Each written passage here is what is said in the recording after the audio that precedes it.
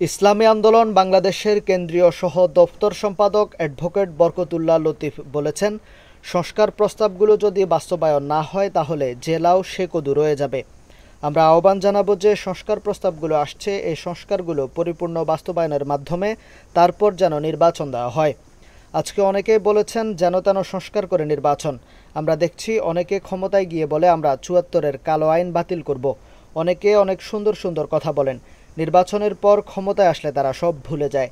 তাই সংস্কার যদি পরিপূর্ণ না হয়, নির্বাচিত সরকার এসে সংস্কার করবেন এটা বিশ্বাস হয় না। তাই আমাদের দাবি সম্পূর্ণ সংস্কার শেষে তারপর নির্বাচন দিতে হবে। শনিবার ১৫ মার্চ বিকালে ইসলামী আন্দোলন বাংলাদেশ লক্ষ্মীপুর জেলা শাখার আয়োজনে ইফতার অনুষ্ঠানে প্রধান অতিথির বক্তব্যে তিনি এসব কথা বলেন। ইসলামী আন্দোলন বাংলাদেশ লক্ষ্মীপুর জেলা শাখার ভারপ্রাপ্ত সভাপতি মাওলানা দেলোয়ার হোসাইনের সভাপতিত্বে ও জয়েন্ট সেক্রেটারি মাওলানা ইউসুফ আল মাহমুদের সঞ্চালনায় বিশেষ অতিথি হিসেবে উপস্থিত ছিলেন আল মদিনা গ্রুপের ব্যবস্থাপনা পরিচালক জাকির হোসেন পাটোয়ারি। বক্তব্য রাখেন ইসলামী আন্দোলন বাংলাদেশ লক্ষ্মীপুর জেলা শাখার সহসভাপতি মাওলানা মহিউদ্দিন, অ্যাসিস্ট্যান্ট সেক্রেটারি হাফেজ লোকমান হোসাইন, সাংগঠনিক সম্পাদক মাওলানা ইমরান হোসাইন, শ্রমিক আন্দোলন জেলা সভাপতি ডাক্তার নাসির আহমেদ, যুব আন্দোলন জেলা সভাপতি মাওলানা মুখলেসুর রহমান, ছাত্র আন্দোলন জেলা শাখার সভাপতি মোহাম্মদ ইউনুস খান প্রমুখ। এছাড়া জেলার বিভিন্ন পেশাজীবী ও রাজনৈতিক ব্যক্তিবর্গ উপস্থিত ছিলেন। আমরা এমন একটি বাংলাদেশের স্বপ্ন দেখি যে বাংলাদেশে কোনো বৈষম্যের ঠাঁই হবে না, বরং এদেশের সকল মানুষের, সকল স্তরের মানুষের, ধর্ম বর্ণ নির্বিশেষে সকল মানুষ সাম্য পাবে, সকল মানুষের অধিকার প্রতিষ্ঠিত হবে। আমরা এখানে সকলে চাই না ইনশাআল্লাহ? অতএব সেই বাংলাদেশ, সেই স্বপ্নের বাংলাদেশ আমরা বিনির্মাণ করতে চাই। 2024-এর যে জুনের আগস্টে হাজার হাজার ভাই শহীদ হয়েছেন, প্রায় 2000-এর উপরে ভাই শহীদ হয়েছেন, প্রায় 30,000-এর উপরে এরকম তারা আহত হয়েছেন। কারো চোখ নাই, কারো হাত নেই, কারো পা নেই। কারণ এই বিষয়গুলো নিয়ে আমার কাজ করার সুযোগ হয়েছে, অনেক ইন্টারভিউ নেওয়ার সুযোগ হয়েছে।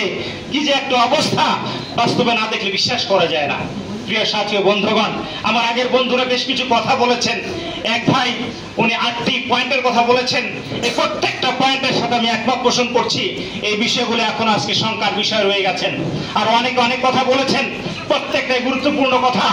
আজকে যদি আমরা একটি সাম্যবাদী সমাজ প্রতিষ্ঠা করতে চাই, যদি আমরা সেই 1971 সালে মহান মুক্তিযুদ্ধ যে হয়েছিল, যে মানবিক মর্যাদা প্রতিষ্ঠিত হবে, সামাজিক ন্যায় বিচার প্রতিষ্ঠিত হবে, সেটি তখনই প্রতিষ্ঠিত হবে যখন এই যে সংস্কার প্রস্তাবগুলো এসেছে, এই সংস্কার প্রস্তাবগুলো 100-তে 100 বাস্তবায়ন হবে। প্রিয় উপস্থিতি, আমার উপর দায়িত্ব এসেছে, পুলিশ সংস্কার প্রতিবেদন নেমে কাজ করছি। আমরা 2-4 দিনের মধ্যে সরকারকে জমা দিব।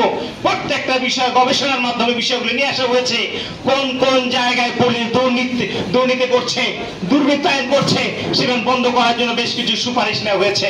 এরকম প্রত্যেকটা সেক্টরে কিভাবে সংবিধান সংস্কার হবে, কিভাবে সংসদ সংস্কার হবে, জনপ্রশাসন সংস্কার হবে, এই সংস্কার প্রস্তাবগুলো যদি বাস্তবায়ন না হয়, তাহলে কিন্তু যেটা প্রচলিত কথায় বলে জেলাও সেই কদু রয়ে যাবে। কারণ এর আগেও আমাদের যে সরকার ছিল 2007 সালে, সে সরকার কিন্তু পুলিশ অর্ডিন্যান্স 2007 তারা প্রস্তাব করেছিল, কিন্তু সেটা বাস্তবায়ন হয় নাই, যার কারণে পুলিশের মধ্যে সংস্কার আসে নাই। প্রিয় সাথী ও বন্ধুগণ, আজকের এই ইফতার মাহফিল থেকে আমি যেটা আহ্বান জানাবো, যে সংস্কারগুলো আসছে, এই সংস্কারগুলো যেন পরিপূর্ণ বাস্তবায়নের মাধ্যমে তারপর নির্বাচন দেওয়া হয়। কেন? আজকে অনেকে বলছে যেন তেন সংস্কার করে নির্বাচন। আমরা দেখেছি অনেকে ক্ষমতায় গিয়ে বলে আমরা ৭৪-এর কালো আইনকে বাতিল করব। অনেকে অনেক সুন্দর সুন্দর কথা বলেন, নির্বাচন পরে ক্ষমতায় এসে তারা বিমালন ভুলে যায়। তো প্রিয় সাথী বন্ধুগণ, অতএব সংস্কার যদি পরিপূর্ণ না হয়, নির্বাচিত সরকার এসে সংস্কার করবেন এটি বিশ্বাস হয় না। কারণ একটি প্রচলিত কথা আছে যে চুন পড়ে মুখ পড়ে, মানে চুন খেয়ে মুখ পড়ে, দই দেখে ভয় লাগে। আজকে প্রিয় সাথী বন্ধুগণ, বিচার লাইনে দেখেন অনেকে আছেন। আমরা দেখেছি ব্যারিস্টার ইশতিয়াক ডক্টর জহির, ওনারা যে উদ্যোগ নিয়েছিলেন যে বিচার বিভাগের পৃথকীকরণের জন্য মাস্টার হোসেন স্যারের যে মামলা, যার মাধ্যমে আজকে ন্যূনতম বিচারের স্বাধীনতা আছে, যদি এটি না থাকতো তাহলে বিচার বিভাগ কিন্তু সরকারের 100% কর্তৃত্ব থাকতো। প্রিয় সাথী বন্ধুগণ, অতএব আজকের ইফতার মাহফিল থেকে স্পষ্ট বক্তব্য, সংস্কার 100-তে 100 বাস্তবায়নের পরই আমরা নির্বাচন চাই। গতকালকে ডক্টর ইউনূস বলেছেন যদি আপনার পরিপূর্ণ সংস্কার চান তাহলে নির্বাচন জুলাইতে হবে। আমার কত 6 মাস পিছিয়ে যাক, সমস্যা নাই। 6 মাস যদি পিছিয়ে যায়, আজ সংস্কার পুরোপুরি হয়, তাহলে যে কাঙ্ক্ষিত বাংলাদেশ সেটি আমরা প্রত্যাশা করতে পারি। আর জেলাতনে সংস্কারের মাধ্যমে যদি ডিসেম্বরে নির্বাচন হয়ে যায়, আমার মনে হয় বাংলাদেশ কিন্তু সেই কাঙ্ক্ষিত বাংলাদেশ আমরা পাবো না। যার কারণে আজকের এই সম্মেলন থেকে আমি স্পষ্ট বলবো, আসুন আমরা নতুন বাংলাদেশ বিনির্মাণ করতে চাই। নতুন সেই বাংলাদেশে আমরা কাঁধে কাঁধ মিলে আমরা যেন একতাবদ্ধ হয়ে আগামী নির্বাচনে আমরা কাজ করতে পারি এবং তার আগে পরিপূর্ণ সংস্কার যদি আমরা করতে পারি, সে তৌফিক আল্লাহ আমাদেরকে দান করুন। আর